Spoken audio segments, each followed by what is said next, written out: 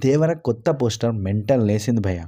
తారకన్న సముద్రంలో పడవపై నిల్చున్న తీరు చూస్తుంటే రండ్రా ఎవడొస్తాడో చూసుకుందాం అన్నట్టుంది కదా.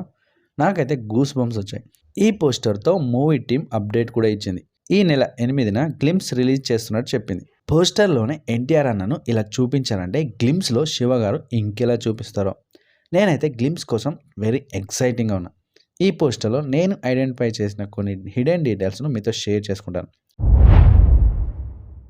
తారకన్న ఫేస్ను జూమ్ చేసి గమనిస్తే ఉగ్రం, ఆవేదన రెండూ కనిపిస్తున్నాయి.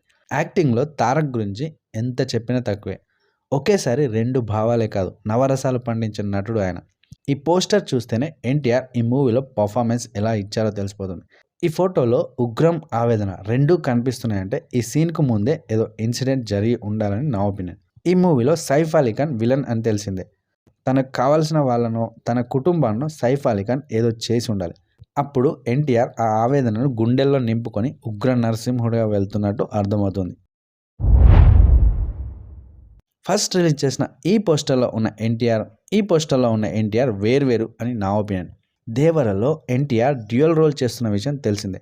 తండ్రి కొడుకులుగా ఎన్టీఆర్ యాక్ట్ చేస్తున్నట్టు న్యూస్ వైరల్ అవుతుంది.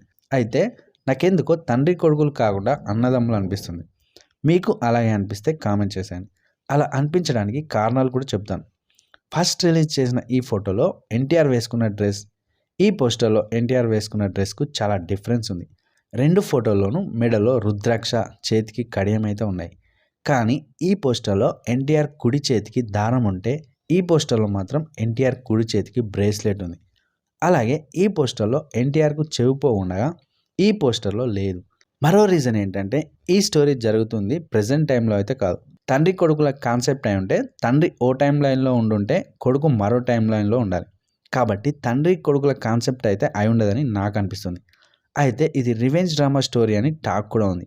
పెద్ద ఎన్టీఆర్ ఈ మూవీలో చనిపోతాడని, ఆ తర్వాత అతని తమ్ముడైన మరో ఎన్టీఆర్ రివెంజ్ తీర్చుకుంటాడని తెలుస్తుంది. ఈ పడవలో తారకన్న వెనకాల 3 వ్యక్తులు ఉన్నారు.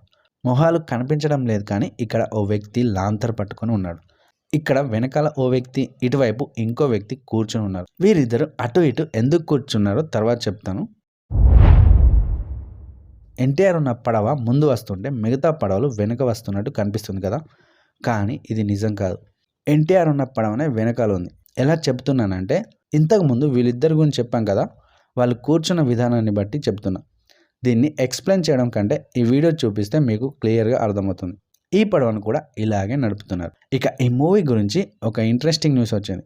ఈ మూవీలో శ్రీకాంత్, సైఫ్ అలీ ఖాన్, షైన్ టామ్ చాకో బెస్ట్ ఫ్రెండ్స్ అట.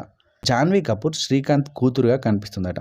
ఈ విషయాన్ని ఈ మూవీలో శ్రీకాంత్ గారి పక్కన యాక్ట్ చేసిన యాక్టరే రివీల్ చేశాడు. సో ఇదండి దేవర పోస్టర్ బ్రేక్ డౌన్ వీడియో. ఇందులోని డీటెయిల్స్ కనుక మీకు నచ్చినట్టుంటే వీడియోను లైక్ చేయండి. అలాగే మరిన్ని interesting and latest movies, reviews and updates కోసం మన ఛానల్ మూవీ ట్రాకర్ని సబ్స్క్రైబ్ చేసుకోండి. That's it friends. Thank you for watching this video. Have a good day. By by. జై హింద్.